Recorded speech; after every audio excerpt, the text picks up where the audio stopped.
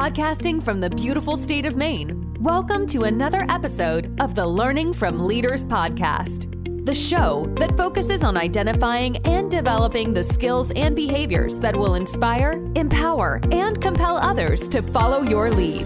Listen as Patrick's guests talk about the powerful leadership approaches they have identified and developed, which are vital for leading in today's challenging times. These are the same approaches that will positively impact you as a leader too. Learning from Leaders provides the right balance of leadership research with real-world scenarios, making it easy for you to rise above your best.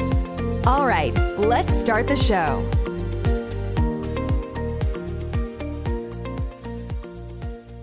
Hey everybody, welcome to another episode of Learning from Leaders. And on this episode, I'm going to talk to an individual I've known for over a decade. His name is Dylan Roberts. He's currently a senior going to graduate this year from the Coast Guard Academy.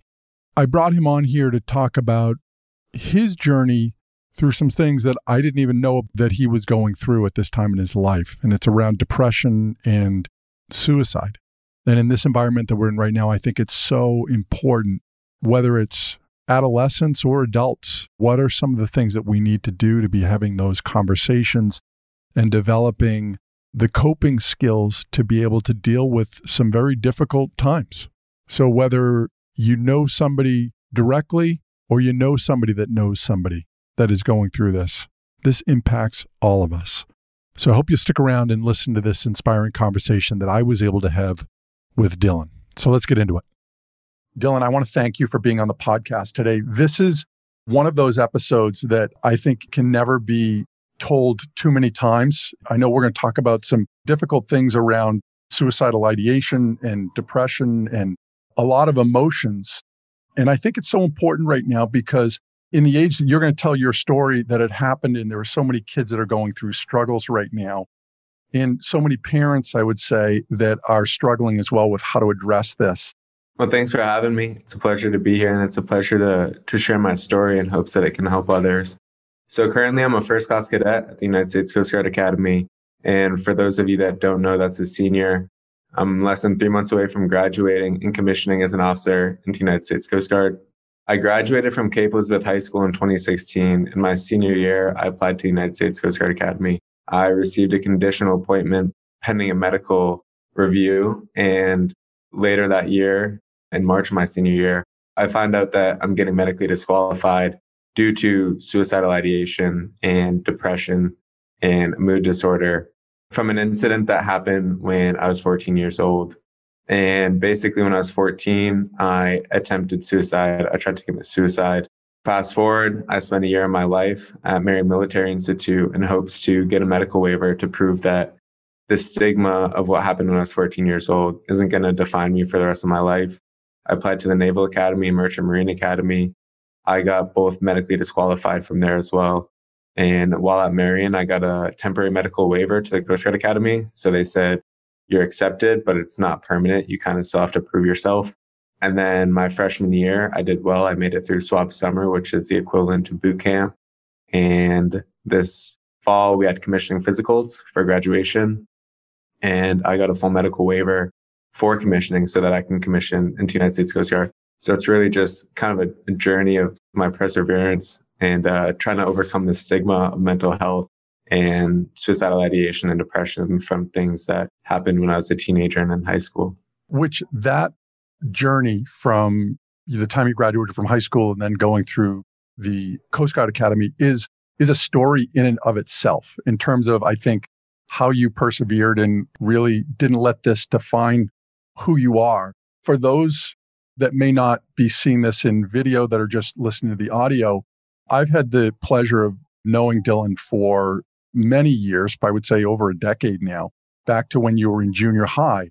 And always a kid that, good-looking kid, you're a great athlete, you were well-liked by other kids. And I think that, to me, when I now know what was going on for you as a sophomore in high school, I think is even more of an alert for all of us, like what might be going on for somebody on the outside, how we look in terms of what's going in for this person on the inside can be so much different. And you certainly are one of those. And with that said, the question that certainly I think about, and I'm sure many do, especially parents probably, in terms of how can we help, is there anything that you would go back to and say, this was something that started to create this sense of unhappiness to me? Definitely. I think for me, and just to say, I lived a pretty normal life growing up. I have two happy parents. And I think that's the misconception is that, maybe you're looking for what's wrong or assuming that maybe something's wrong, but it can be in a totally normal life too. I had two other brothers. They're both really smart, really incredible, and two really great parents. I think what happened for me is when I was in 8th grade, actually, my brother had just graduated high school and I was watching graduation. That was the first moment when I realized that my brother wasn't going to be there for me anymore, that he was going to be going off to college. And it's that instance. And then also that following year, my grandmother passed away and I was really close to my grandmother. And so within really 6 months of each other, the change of my brother leaving from home and then really experiencing the first person in my life to pass away, for when I say maybe the first 13 years of my life, kind of growing up feeling invincible. I didn't really know how to deal with the passing of my grandmother. It was my dad's mom, and he didn't really show a lot of emotions to it just because my dad doesn't show a lot of emotion. And so I didn't know how to cope with it. And I didn't really know how to kind of go on without even just having my older brother in day-to-day life, because we were really close with each other. And I just wasn't accepting of change. I was diagnosed with seasonal depression. And so in the fall, when the days get shorter and living in Maine, it's definitely really hard. And so I just started having these feelings and I didn't really know how to cope with it. And I really was trying to keep up, trying to stay in my social group. And I just felt like I was getting burned out, really like a firecracker, just feeling like every decision I was making at 14 years old was so significant. The pressure to do good academically, to perform athletically in my freshman year. I tore my hip flexor halfway through the season. So going through that and kind of just being like, why me? Why did that have to happen to me? So I wouldn't say it's one major thing, but I think it's a lot of little, maybe micro things that kind of build up to all these feelings and not knowing really how to deal with those. So when you look back on that now, were there points where you're like, I know something doesn't feel right, but I'm just going to push through this? When was the point where you were like, this is just more than I can handle? Well, I think the point when it was more than I could handle was when I was a sophomore in November, when I decided that I was going to make the decision to take my life, because I just know kind of leading up to that, my parents and I hadn't really been getting along lately. They'd been kind of headbutting between each other, maybe so far, and me too, just being maybe defiant against my parents, them saying, no, you can't do something, me pushing, saying, why can't I do it? What's wrong? But, I'm 14 years old, and then comparing, well, my friends can do this, my friends can do that.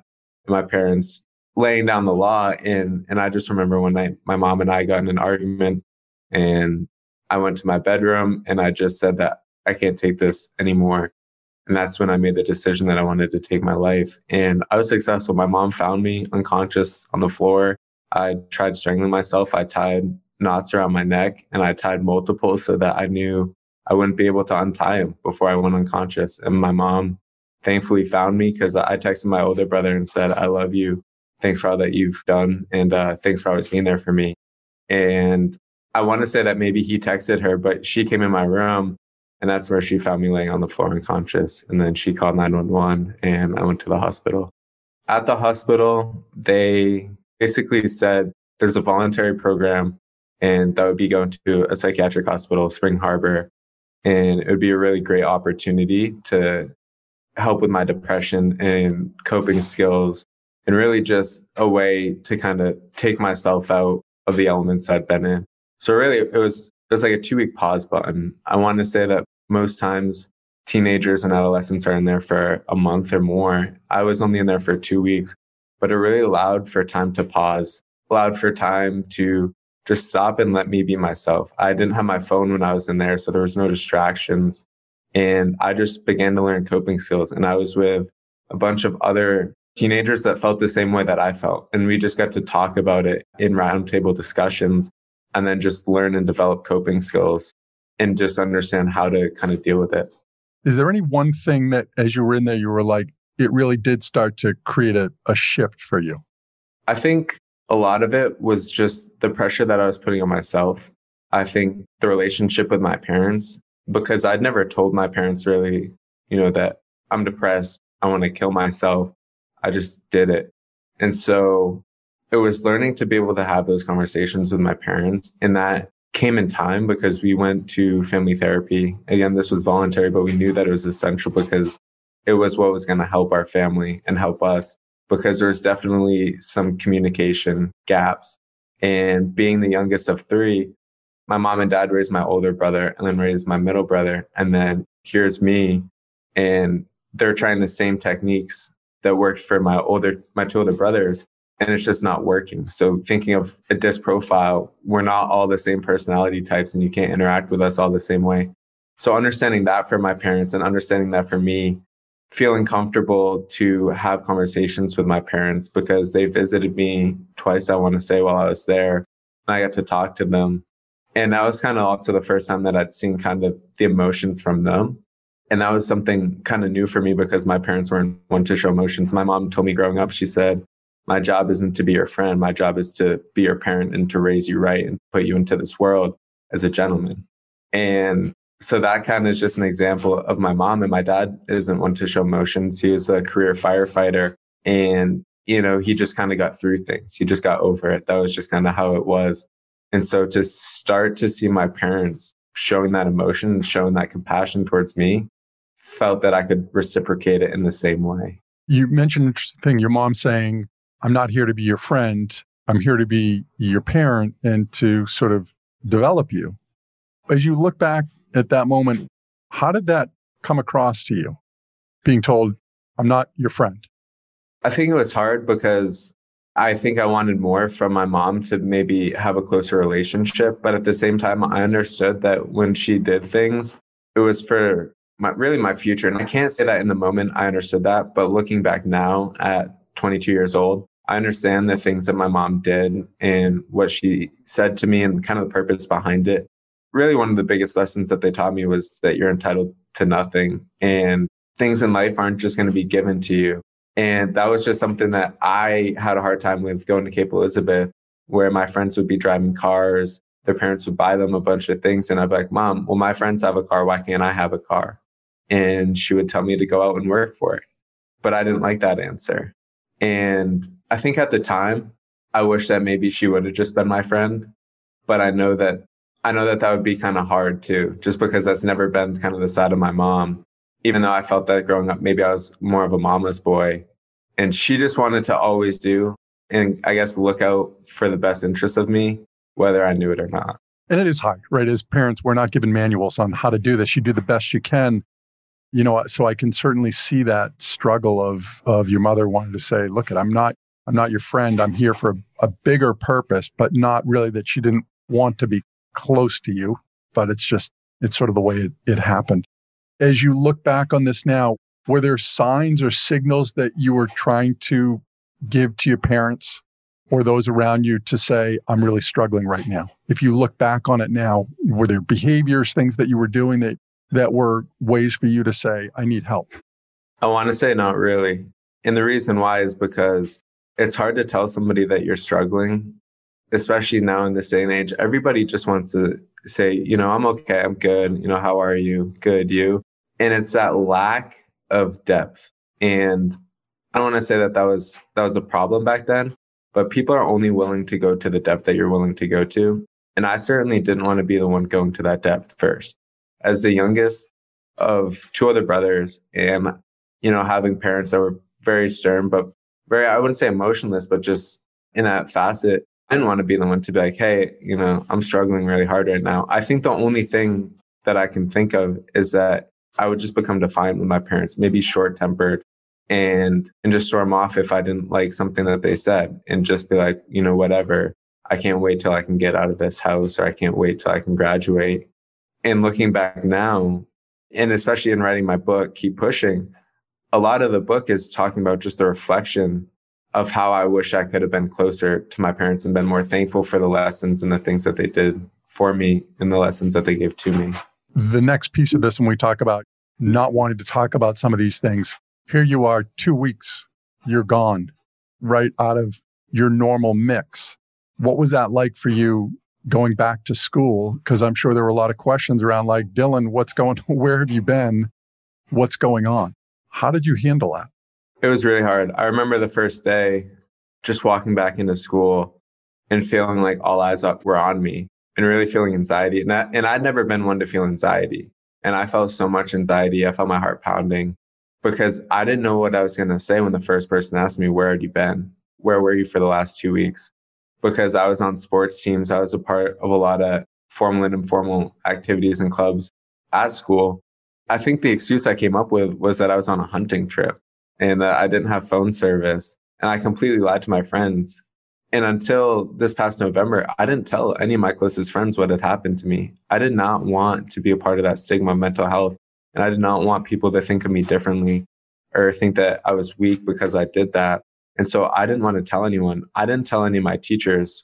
The only person that knew really was my health teacher and the social worker at school, just so that I could go back into classes because I'd missed 2 weeks of classes and kind of they just waived that for me. But I told my health teacher, and one of the things that she kind of told me, especially knowing my struggle because I had her in class, we talked about suicide and mental health, and I felt comfortable going to her, is she told me, this too shall pass, TTSP. So whenever you're kind of feeling down or, you're having a hard day, just remember this too shall pass. And the school day doesn't last forever. So I just kind of looked to go through that. And then pretty soon things just kind of blew over and there was the next new thing to worry about or a new drama. And I kind of just went back into the rhythm of it. And I felt like I didn't have to tell anyone. So I never did.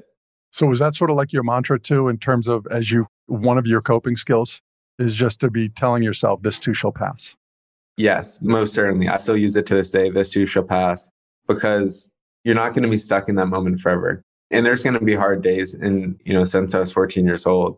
But I just knew that emotion or those feelings that I would feel aren't going to last forever. And just knowing that time keeps moving and time is the best healer for kind of whatever you're going through. Yeah. Now, obviously, this isn't this fairy tale ending, right? Where all of a sudden you do 2 weeks, and you are able to leave early from the hospital and you develop these coping skills. Life gets back in the way of this. And my guess is you've developed additional coping skills or ways that have allowed you to just continue to build on that. Is there anything in particular that you look at now and say, this has been one of those building blocks for me? Well, so to kind of go off the first question or first point is that in the spring, I was kind of struggling again going into baseball season. I actually got hit by a line drive right in the head and I got knocked out, concussion. So I was out for my sophomore season, baseball season. And one day I was struggling. And one of the coping skills that I had was kind of outreaching with my dad. And so I texted my dad and just said, hey, Dad, I'm really struggling today. And he picked me up from school and we got ice cream and we went to the beach. And this was a really, really big moment for me in terms of my dad being vulnerable to me and really understanding and learning the value of vulnerability. Is that my dad told me he wasn't sure really what I was going through, but just to tell me this story that when he was 19 years old, he was in a really serious relationship with a girl and she ended up breaking his heart. And he said, I was upset for weeks. He said, I didn't even want to get out of bed. I didn't want to go to work. I didn't want to do anything. I really thought she was the one. And he said, but had she not broke my heart, I would have never met your mother and I wouldn't have you 3 amazing boys. And he said, and that really, whether I knew it or not at the time, was the best thing that ever happened to me because I have you and I'm so proud of you. And that was the first time that my dad was really, really vulnerable with me because I had no idea of that story. And that was him telling me he's proud of me. And I hugged him and, I was like, wow. I was like, this is the most incredible feeling. And my dad, I know for a fact that my dad had been proud of me in other moments growing up. But for him to just openly say, I'm proud of you, was more than I ever imagined because it's just not words that kind of came out of his mouth. And that vulnerability taught me to be more vulnerable. And kind of how I mentioned before, people are only willing to go to the depth that you're willing to go to. And I wasn't the one that had to go to that depth first that day. And so that was really an incredible moment. I think too, always just taking time for myself in the day. I started doing yoga.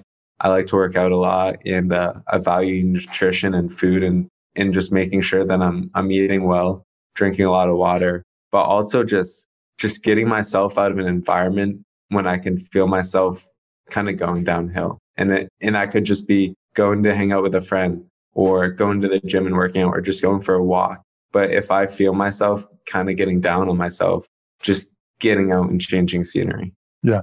Now, one of the other things you mentioned, obviously, you've written a book, which that's going to be a whole separate podcast. I think we talked about when that book finally launches, which is going to be close. We're going to speak specifically to that. So part of that must be writing. How did writing fit in for you in this process? It was tremendous because for me not to want to tell my story or share it with other people, I felt that writing was a way that I could get it off my chest without feeling like I needed to tell somebody, but still getting it out there. And just even today, if I have a bad interaction with someone or I just really want to, I guess just feeling frustrated, I'll just get out a lined piece of paper and I'll just write.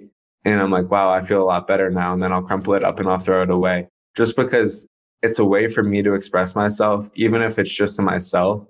And then just by doing that, it's just awesome. And so that's kind of why I started writing my book. And I never planned on sharing it. But the reason I started writing it really informally was just because it helped me when I was drained or burnt out, just to write away and think of nothing else. So there was a process there. Now, at what point did you sort of say, or did somebody else read one of them and say, boy, this would be something that really other people should hear about? So this summer, I had the privilege of being on a fast response cutter out of Miami Beach, and that's for the Coast Guard. And one of the crew members, he's a father, and he had a son that at my age, when I was 12, 13, started feeling depressed and kind of going through suicidal ideation. And he told them that he thought about suicide. And as a parent, he had no idea how to handle that and really what to do. And so this was kind of my first vulnerability for me to go to that depth first. And I told him about my experience and how I overcame it and what I really felt like I needed from my parents at that time. And just hearing him talk about how important that was and be like, wow, I get it, or I think I get it, because I felt lost. But just to have you talk to me and just share your story, he just broke down. And it was really incredible because I think it's just like a big realization of you want to be a parent and you want to be a good parent. But at some point in time, you just got to hug your kid, your son or your daughter, and just tell them you're proud of them with no repercussion. It's like the report card. The report card saying, when you get a bunch of A's and B's back and there's one C, and as parents, you tend to focus on that one C, getting that up instead of praising them for all the A's and B's that they get. The purpose of praise is to tell people what to do more of. And, sometimes we do it backwards, but telling him and seeing the impact that it had on him made me feel comfortable to share it just one more time with one more person that was struggling. I love that phrase in regards to praise what you want to see more of. It's true, right? I mean, it's true. So we talk about vulnerability, right? This is the first opportunity you have to tell that story. And I have to believe that you had to go outside of yourself to want to do that, but you saw somebody else going through that and knew that needed to happen. You mentioned you didn't tell your friends until last November. And again, that's got to be vulnerability as well. And how did they take that? When I told my story for the first time, I was telling it not for me. I was telling it for that shipmate, just to help him as a father. And then coming up 7 years from when it happened and getting that medical waiver permanent so that I can commission, I decided that I was going to share a piece with my closest friends. And I was talking to them and I just said, hey guys, when I was in high school, when we were going through high school together, something happened to me and I never shared it. And so I sent them the piece and their first reaction was, it is your obligation to share this with other people because you have no idea the impact that it's going to have. And they said, because I had no idea that you, Dylan Roberts, ever went through this, that you were ever suffering with depression or suicidal ideation. And it's your obligation to share it. And so just like that one kind of confidence boost to know, wow, one, they're not judging me. They don't think any differently of me. But in terms of me being vulnerable and courageous, they're standing up for me. And so I decided to share my story and I published it. And when I did, of course, my heart was pounding when I pressed send, but shortly after I submitted it and published it, I got a response back from somebody that I didn't know. And she said, "Thank you for posting the words that I never had the courage to do so myself." And all of a sudden, my inbox is full with stories, vulnerable stories that people had gone through. And I didn't know them. But going back to people are only willing to go to the depth that you're willing to go to. When I went to that depth and I made my story public, it had a ripple effect. Every act has a ripple effect with no logical end. Every act of kindness has a ripple effect with no logical end. And same thing with vulnerability. And so these people that have their stories just kept inside for so long, they now have that first person that they feel comfortable to share it to. And they didn't even know me, but it was just because I decided to share my story too. And that's when I decided that I needed to make all the writing that I'd done over the last couple of years into a book. It was my obligation to share it just to help one person, because it's not about me anymore. It's not my story. It's in helping people understand that, one, it's okay not to be okay. And a lot of people suffer. 54% of people know someone that's been impacted by suicide, and 10% or more of people in the United States have thought about committing suicide. And I think that the numbers are only increasing and growing. And the amount of stories that I just heard back in terms of a husband, a wife, a brother, a sister, son or a daughter that committed suicide, after reading my story, I'm just at a loss of words because it's heartbreaking. And fortunately, I'm on the other side of that, and my mom saved me. But just to either bring assurance or peace to somebody just reading that story, but also for somebody that is struggling to know that it's okay not to be okay, and not to feel that you need to keep it to yourself, even though it took me 7 years to tell my story. But you did. And again, I think you telling your friends, and again, everybody has their own journey on this, but I would think it opened you up to all of those people that I would guess your friends are saying, I wish I had known that I could have done something to help you out at that point. There are so many people around that care, but maybe don't know how to or what to do, but want to do something. And the other piece that I think about when you talked about vulnerability, right? Going to that level. I mean, it sounds like that's almost what your dad did too. Became vulnerable in a place that you said, that wasn't his nature, but to tell a story about he went to that level first to be able to make you more comfortable. Exactly. And that's why I think as parents, when the parent, mom or dad, can go to that level first with their son, then there's going to be more communication. And not to go in terms of, well, let's go there. So one of the things I think growing up, that there was a big shift in my high school years was the paradigm of trust. And it started off really as sticks and carrots with my mom and my dad. And I didn't necessarily care about pleasing them or making them happy. It was more so, I'm going to do what's best for me, or I'm going to go here because I want to go here, or I'm going to go with my friends. And there was kind of that lack of trust. And really, I want to say at some points I lost it, because I knew that go out with my friends on a school night till 10 p.m. because I had a curfew. And just to lie real quick and tell my parents, that I was coming home or that I was working on schoolwork when I wasn't. Instead of feeling like I could be honest and tell them, hey, I want to just hang out with my friends another hour longer, because I knew that I wasn't going to be okay. But then kind of after that whole incident, trust shifted to where I didn't want to disappoint them. And so when I told them stuff, their reaction, where they otherwise would have usually got really upset or got mad at me and been like, no, you can't do that. It was just like, okay, why did you do that? Why did you feel like you wanted to do that? And I just felt a lot closer to my parents. And it was almost like, I want to be back by 9 p.m. because I don't want to disappoint my parents, because I know that they trust me and I don't want to lose that trust. And it's such a fine line, balancing it as a parent, because you want your child, and this is really the story that my parents told me, you want your child to be able to call you when they're in trouble, because they know that you're going to be there for them and you're not going to scream at them or yell at them or tell them that they're grounded. Because at 15, 16 years old, if you're at a high school party, or say you get drunk with your friends, are you going to take the chance to drive home? Or are you going to say, no, I know that my mom might be disappointed, but I know that she's going to be there for me and I can call her and I feel comfortable calling her to say, hey, I want you to pick me up, or if I'm uncomfortable in a situation, right, and that she's not going to rip my head off. Right. I know we've had that conversation with our kids of saying, we don't care where you are. We will come get you. We'll have a conversation about it later on, but it won't be in that moment. We just want to bring you home safely. And I think even so, just kind of that's one point, but having those types of conversations as a teenager, there's a shift where you don't care about you don't want to defy your parents anymore. You just don't want to disappoint them.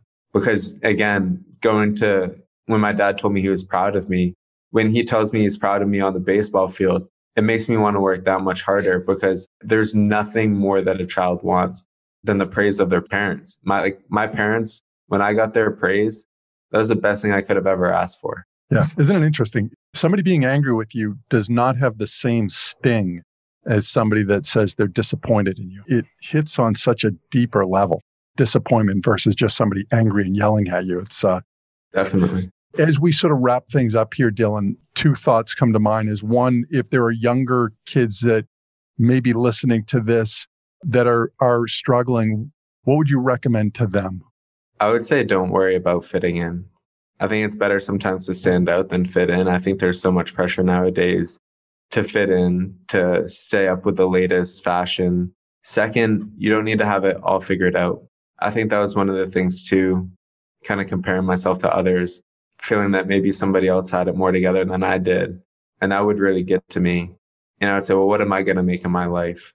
And that was really frustrating. One of the things that my dad told me was, don't compare yourself to others. Just focus on what you have right in front of you. And that's the biggest thing for me. Is just know that you don't have to have it figured out. People figure it out at 30, at 40, at 50. At 16 years old, you just need to learn. And it sounds crazy enough, but we really think that every decision has such a big impact at 16, but it doesn't. Just know that this too shall pass, TTSP, and time's a great healer if you're going through something. And just kind of my last point is just make sure that you love your parents because they're trying to figure it out just as much as you are. And they didn't have a prior life before this where they could really tweak their parenting skills and then come into this world and, say, I got it all figured out. Whether or not we realize that, they're just trying to figure it out. And there was a statistic that I saw that roughly 90% of your in-person time with your parents in life is over at the end of high school. 90% of your in-person time with your parents by the end of high school is over with. And so just really value that time with your parents and just know that they're trying just as hard as you are. Yeah. So now I'm going to ask you to imagine putting on your parenting hat for those that might be listening that have kids that maybe are aware or not aware of this. What would you say to them? I think discipline only goes so far. I think by the time I was 16 years old, I could just block it out and my dad would get upset or yell at me. There's a bunch of different techniques and tactics, and I'm not a parent, but there's a podcast. It's called The Knowledge Project. And there's an episode and it's The Kids Are Worth It. I listened to that and I thought it was really important. But just the balance of trust is that the ability to have conversations and be vulnerable as a parent with your kids so that they're vulnerable too. Because they're not going to just openly come to you and just tell you all their problems. That's not going to happen, whether or not you think it is or it's not. So be vulnerable and really just try to spend time with them. Tell them that you're proud of them. I think that's the biggest one. The purpose of praise is to tell people what to do more of. Focus on those A's and B's and congratulate them for their efforts. And don't be so hard on them because whether or not you know it, your praise and the words that you say as a parent really stick with a teenager. I think too, we're growing up in different times, even from, as you mentioned too, for your oldest son and your youngest son going through high school, even though it's only 8 years apart, completely drastically different. Without question. And to know that as a parent, reflecting and using maybe the same techniques that your parents use to parent you, they're not going to work. And sometimes you just got to keep trying different solutions, but you can't try the same thing over and over and expect different results. And know that there's just different ways to talk to your kids. If you have 2 or 3 kids, they're not coming off a factory line, just identical. They have different personalities and you can have an interaction with your oldest and it's going to be different than your interaction with your youngest son or daughter. And knowing that they want and need different things because they're not the same person. Yeah, well said. Again, Dylan, it's been an honor and such a privilege to have you on this show to talk about such an important subject And I am looking forward to our follow-up from this, where we'll talk specifically about your book too. So again, thank you so much. Absolutely. It's been a pleasure being on the show. I appreciate it. All right. Take care. Thanks so much for listening to this episode of the Learning from Leaders podcast. If you've enjoyed the show, please feel free to rate, review, and subscribe on your preferred podcast listening platform. We really appreciate that effort.